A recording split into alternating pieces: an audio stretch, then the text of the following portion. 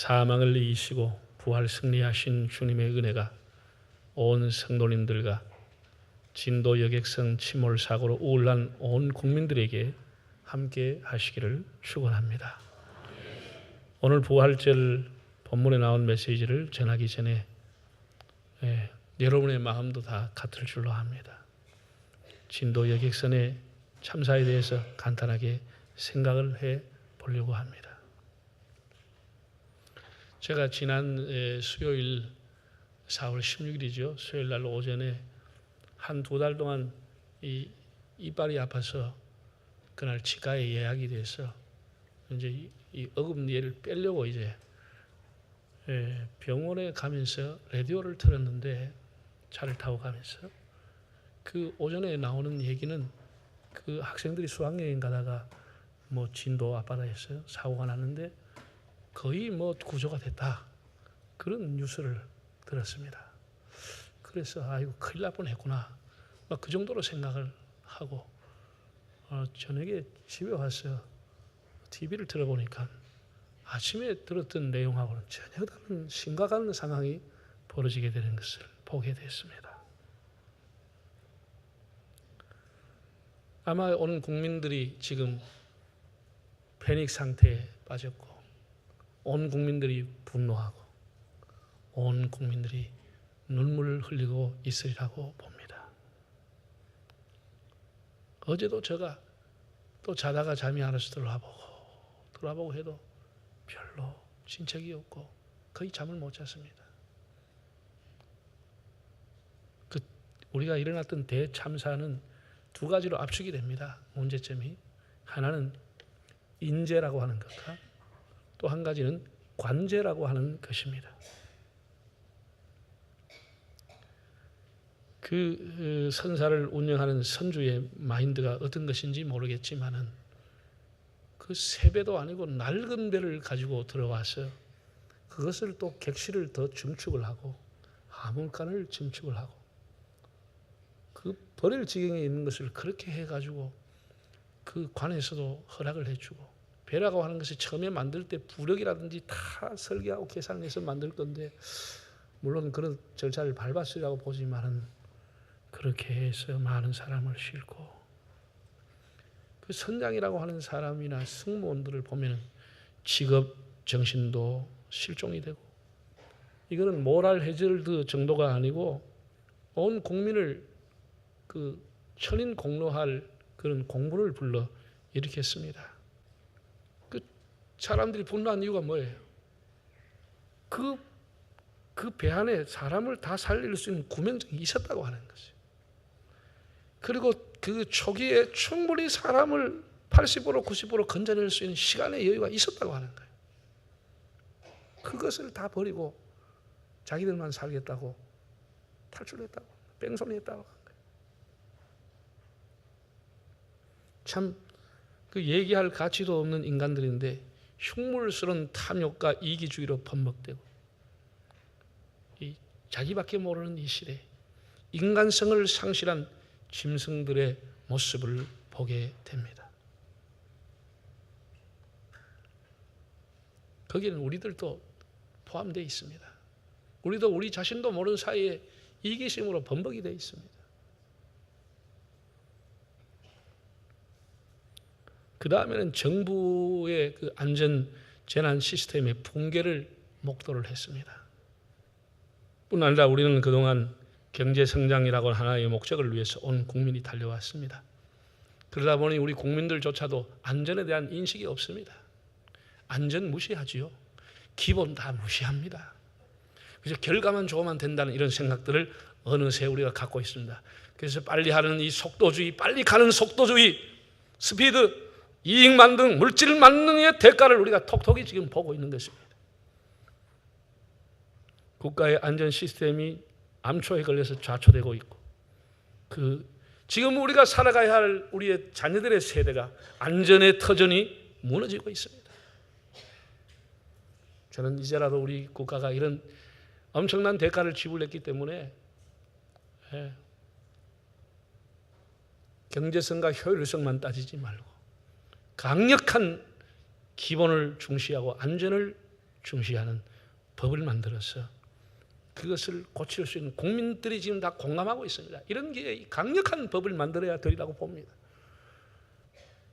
며칠 밤을 새우면서 많은 실종자 가족과 성도들이 간절하게 구조와 무사귀환을 위해서 기도하고 촛불 기도회까지 했습니다. 그러나 하나님은 침묵하셨습니다. 이 신의 침묵에 대해서 사람들은 오래전부터 그것이 신의 부재이냐 신의 현존이냐라고 하는 것을 가지고 대립을 해왔습니다. 예수님은 십자가 위에서 엘리 엘리 라마 사막다니 나의 하나님 나의 하나님 어찌하여 나를 버리시나이까고 절규했습니다. 하나님은 성육신 하신 하나님 자신의 부르짖음에도 침묵하셨습니다. 하나님은 침묵 속에서도 아파하시고 여전히 하나님의 일을 하고 계심을 알아야겠습니다. 저는 이번에 기도하면서 여러 가지를 느꼈습니다. 기술과 지식만 있고 철학이 없는 민족이 얼마나 비참함을 보게 됐습니다. 우리 민족이 철학이 있습니까? 철학을 제대로 배웠습니까? 철학적인 얘기를 하면 사람들은 다 개똥철학이라고 얘기하고 철학에 대한 얘기를 논하고자 하지 않습니다. 철학이 없는 민족이 되면 불쌍하게 되는 것입니다.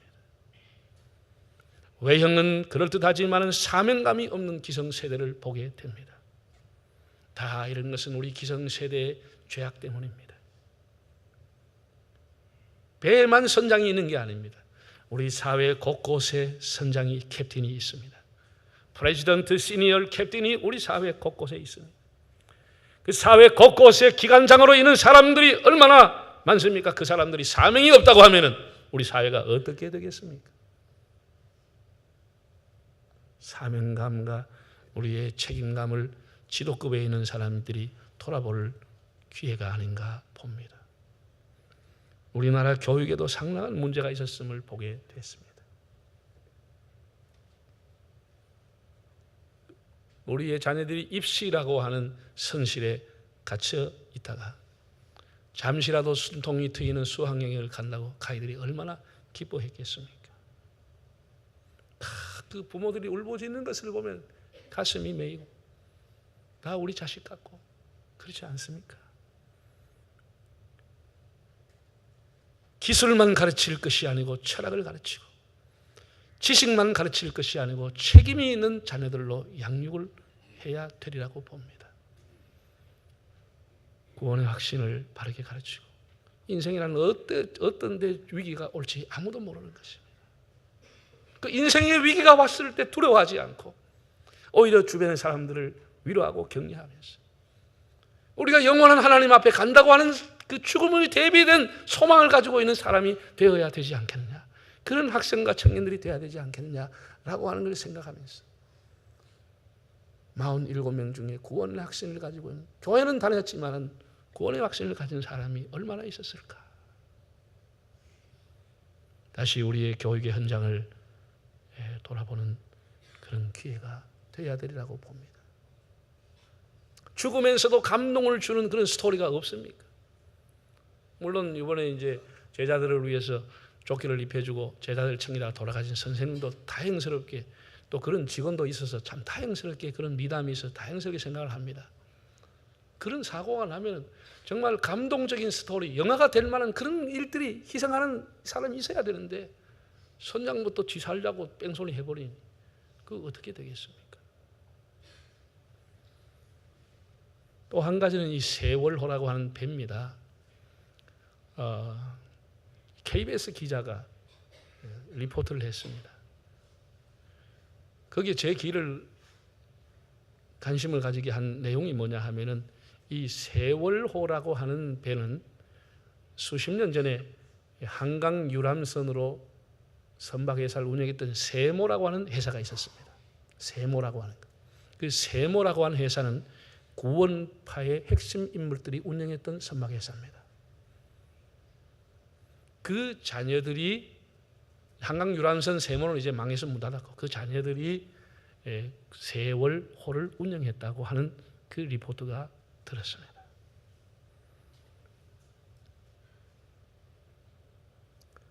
저는 세월호의 침몰을 보면서 학생들이 많이 타고 있었죠. 우리 한국교회가 다음 세대가 이렇게 세월호처럼 침몰해 가고 있지 않은지, 눈을 버이 뜨면서도 청년과 학생들이 교회를 떠나면서 다음 세대가 침몰해 가고 있는 한국교회는 아닌지를 회개하고 돌아보는 계기가 되어야겠다는 생각을 했습니다.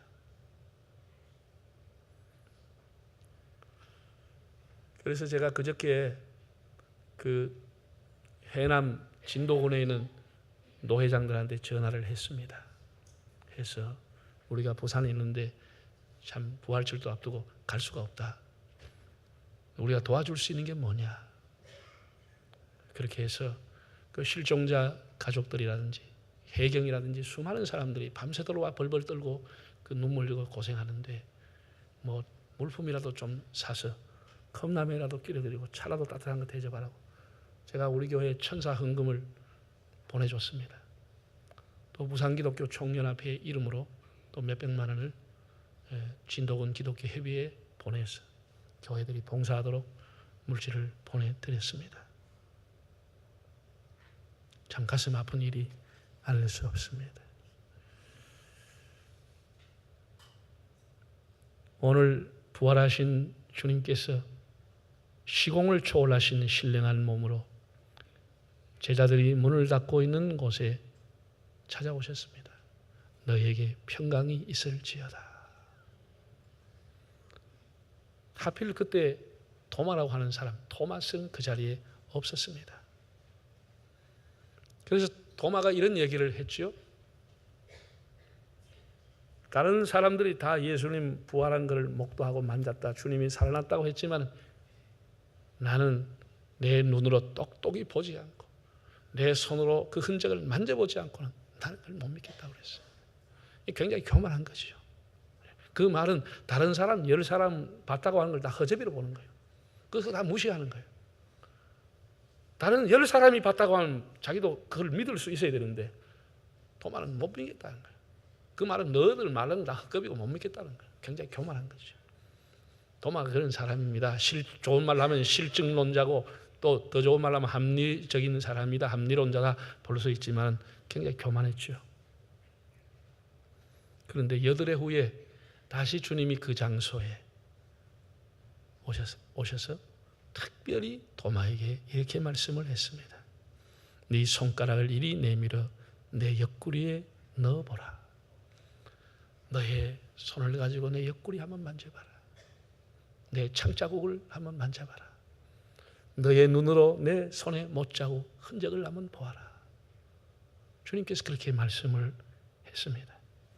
그랬더니 도마는 우리 성경에 보면 나의 주시며 나의 하나님이니이다. 이렇게 서술형으로 고백형으로 나와 있지만 헬라의 원어에 보면은 감탄형으로 나와 있습니다. 오 큐리어스, 오 데오스, 오 주님, 오 하나님, 이렇게 감탄을 하게 됩니다. 사도 요한은 일관되게 요한복음 1장에서부터 예수님이 하나님이라고 하는 사실을 증거했습니다. 이 말씀은 곧 하나님이시라 라고 했습니다. 그런 요한복음이라고 하는 이 서신서를 접으면서 기록을 마치면서 마지막 장에 와서 다시 예수님을 하나님이라고 고백하게끔 도마의 입을 통해서 기록을 하고 있습니다. 그 도마는 예수님을 가리켜서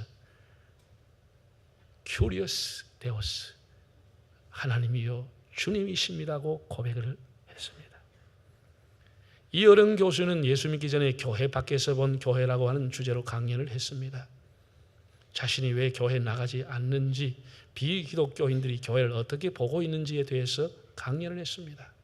물론 그분은 지금 세례를 받고 교인이 됐습니다만은 예수 믿기 전에 자기가 만일 종교를 택할 수 있다고 하면 자기는 필경 기독교를 선택할 것이다. 예수가 구원자이심을 믿고 있다고 전제하면서도 바로 이 본문을 인용했습니다. 오늘 본문을 인용했습니다. 도마가 예수님의 부활의 증거를 요구한 것이 바로 십자가의 고난의 흔적이었다고 했습니다. 예수님께서는 그 도마에게 그 본인의 십자가의 흔적을 말이 아니고 보여주었다고 하는 것입니다. 고난의 상처를 보여줬다고 하는 것입니다. 지금 한국교회가 세상에 보여줘야 할 증거가 바로 이것이라고 지적했습니다. 지금 한국교회가 진리 때문에 고난을 당한 흔적, 시대의 아픔에 동참하는 상처의 자국, 세상을 살리기 위해 스스로 당한 희생의 흔적이 있는가 물었습니다. 나에게 그리스도처럼 한국교회가 고난의 상처와 아픔의 흔적을 보여준다면 나도 기꺼이 한국교회의 일원이 되겠다고 했습니다. 이러한 한 지성인의 호소는 우리 자신을 돌아보게 하였고 오늘의 한국교회와 우리 자신들에게 정말 진리를 사수하기 위한 상처, 희생의 흔적, 사랑의 흔적이 있었는지를 반성해 보게 됩니다. 사랑하는 여러분, 아픔이 없는 사랑은 참 사랑이 아니죠. 희생이 없는 진리는 참 진리가 아닙니다. 총과 돈으로 세상을 정복할 수는 있어도 희생과 헌신과 아픔이 없이는 한 생명도 얻을 수가 없습니다. 우리가 과거의 일제시대 때 한국교회가 왜 그 시대의 등대가 됐습니까? 왜 그 시대에 뜻 있는 사람들이 교회로 모여왔습니까? 교회가 민족의 고난과 함께했기 때문에, 고난받는 민족과 함께 눈물을 흘렸던 교회였기 때문에 뜻 있는 사람이 교회로 모여온 것입니다. 손을 내밀어 내 옆구리에 넣어보라고 하는 주님의 말씀을 오늘의 우리 교회들이 깊이 묵상해야 되리라고 봅니다. 우리가 이 사회와 지역을 섬기는 흔적을 갖고 있는 것인지, 교회만을 위한 교회가 아닌지, 이 땅의 외국의 노동자와 약자와 다문화 가정과 재난과 질병과 가난과 소외감으로 살아가는 분들을 위해서 중보하고 섬기고 그들을 품고 배려하고 있는 흔적을 교회가 갖고 있는지를 살펴야 되겠습니다. 이것이 오늘 이 시대를 살아가는 우리에게 주시는 주님의 부활절 메시지입니다. 내 자신에게 주님을 헌신하는, 우리의 이웃을 사랑하는 흔적을 갖고 있는지. 사도 바울이 귀한 까닭은 그가 예수 그리스도의 고난의 흔적을 자기 몸에 지녔기 때문입니다. 그는 주님의 교회를 위해서 자기의 청춘과 생애를 다 바치고 매를 맞고 감옥에 가면서도 그 길을 마다하지 않고 예수님의 고난의 흔적을 교회를 위해서, 선교를 위해서 그 몸에 짊어지고 갔다고 했습니다. 그래서 그는 위대한 종이 된 것입니다. 예수님이 왜 귀하십니까? 그 몸을 찢어져 우리에게 주셨고 나를 위해 고난의 흔적, 희생하신 흔적을 갖고 계시기에 주님은 존귀하신 분입니다. 교회가 어떤 사람을 일꾼으로 세워야 되겠습니까? 교회가 사람을 세우는 데는 선거하는 방법이 중요한 것이 아닙니다. 중요한 것은 어떤 사람을 세우는가입니다. 교회를 위해 희생하고 헌신하며 교회와 함께 고난의 흔적을 가지고 있는 사람이 주님의 일꾼이 되어야 하는 것입니다. 몸과 마음과 물질과 은사와 기도로 교회를 섬기며 교회와 함께 비탈길에 서서 교회가 무거운 짐을 졌을 때 함께 짐을 지려고 하는 그런 고난의 흔적이 있는 사람이 교회의 일꾼이 되어야 합니다. 고난의 흔적은 지지 않으려 하면서 말만 무성하면 그 교회는 무너지게 되는 것입니다. 우리에게 주님의 선교와 복음을 위해서, 교회를 위해서 내게 어떤 고난의 흔적이 있는가, 그것을 돌아봅시다. 본문 27절에 나오는 말씀을 다시 한번 읽어볼까요? 도마에게 이르시되 네 손가락을 이리 내밀어 내 손을 보고 네 손을 내밀어 내 옆구리에 넣어보라. 그리하여 믿음 없는 자가 되지 말고 믿는 자가 되라. 그 다음에 생각해 볼 말씀은 주님께서 도마에게 이렇게 말씀을 했습니다. 믿음 없는 자가 되지 말고 믿는 자가 되라고 했습니다. 예수님은 도마의 마음과 생각을 알고 계셨습니다. 도마가 다른 동료들에게 나는 예수님을 안 보고 흔적을 안 보고는 못 믿어 할 때 예수님 거기에 계시지 않았습니다. 여러분, 우리의 눈에 주님이 계시지 않는다고 해서 주님이 아니 계신 것은 아닙니다. 주님은 영으로 우리와 함께하고 계십니다. 사람이 없는 데는 베라벨 소리를 다 합니다.